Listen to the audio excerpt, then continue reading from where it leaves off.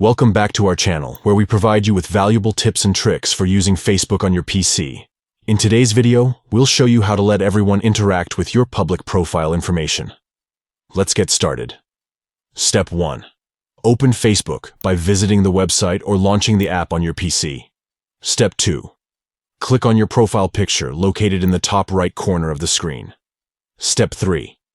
Now, click on Settings and Privacy to access your account settings. Step 4. In the Settings menu, click on Settings to proceed. Step 5. From the left-hand side, locate and click on Privacy to manage your privacy settings. Step 6. Within the privacy settings, find and click on Public Posts. Step 7.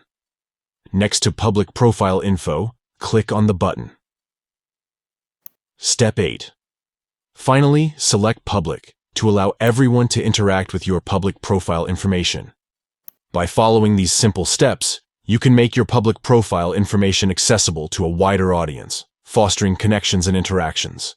Remember, it's important to choose what information you want to share wisely. And there you have it. You've successfully learned how to let everyone interact with your public profile info in Facebook on your PC.